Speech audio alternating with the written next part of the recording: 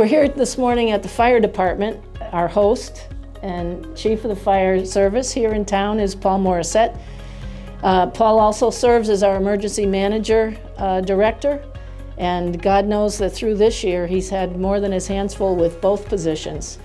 The town's fire service has expanded its ambulance service to the benefit of the community and to our for the public safety aspect and the health and safety of the community. So we owe a great debt of gratitude to Paul for his thoughtfulness and foresight in thinking that through and trying to advance the town's goals in that regard. So he's kindly offered to take us through on a little tour of the fire department this morning, and he'll introduce some of his staff who are present and point out the different things that the town might be interested in taking a walk through here. So thank you, Paul. And I'm remiss, I should thank him very much for all of his service and assistance to me as the new town manager. He's been an enormous resource of information, always helpful, always courteous, extremely professional individual of the highest integrity, and the town's very, very fortunate to have Paul in its employ.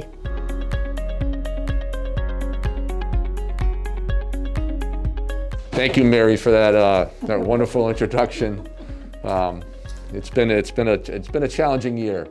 Come on into the fire station. We've made a lot of changes over the past several years. The most changes have drastically taken place in the past several months. We've changed kind of our layout and how people operate around the fire station a little bit.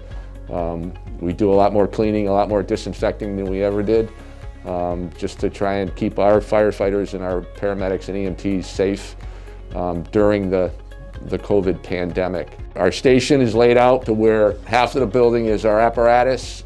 This half here is our control center. We have a radio console in here that acts typically as a backup, or if we're in the building and we need to communicate with our apparatus.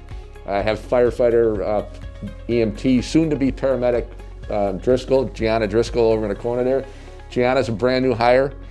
She's been a member of the department for several years, but came on full-time back in August, and she's just about done with her paramedic training. Another couple months and she'll be a paramedic riding on the ambulance, one more level of training than she has now.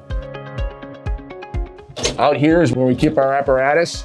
This is our frontline ambulance. Our second new ambulance is actually due to arrive next week. This ambulance has been extremely busy the past several months. We've seen an uptick in cases in town, COVID cases, and we've actually transported quite a few of them in the past several weeks. Keeping in line with the rest though, we're still a fire department. We have our fire apparatus that's checked daily, ready to roll. This is our ladder truck that the town allowed us to purchase a couple years back. And the truck's been a great addition to the fleet, replacing our 1988 ladder truck. The guys like operating it. It's got all the latest safety features for them to make sure we can do that job safely. Along with our other fire apparatus we have over here, we have our, this is primarily our rescue truck. If there's a car accident or an extrication that needs to happen, that's the apparatus we take. Over here, this is our primary structure truck. If there's a house fire or a fire alarm, this will be our truck. That truck back there is a 1994, still in service. We used it at the Agawam fire a couple weeks ago, and it pumped for almost 38 hours straight. So it did really well. The ambulance you see back in the corner back here, that's currently our second ambulance. We were able to get that free from Palmer Ambulance. We put some money into it and some supplies in it, and to date it has close to 400 transports helping us and the residents of the town of East Longmeadow. I'll take you into the back side of the station. Not having to worry about too much PPE in the past, we have come up with alternative storage locations for PPE that we've gotten. So this is all PPE that we were able to get through grants or through MEMA's collection.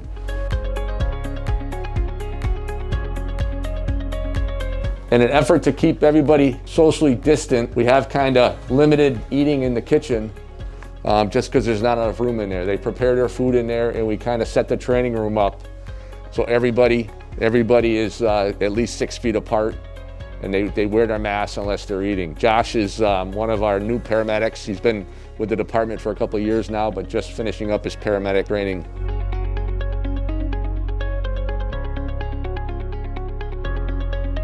This is my office here, which is where I take care of all my stuff. Nothing really fancy in here. It's just, it's where I've been living the past few months.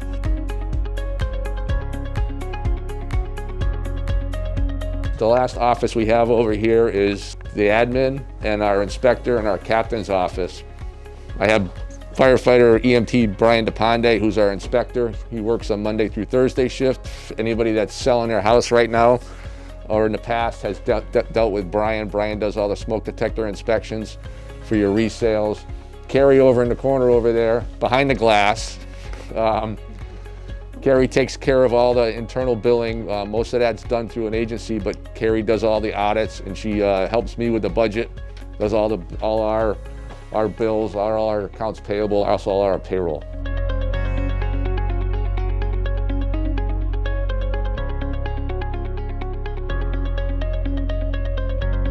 Thanks for taking a quick walk around the fire station.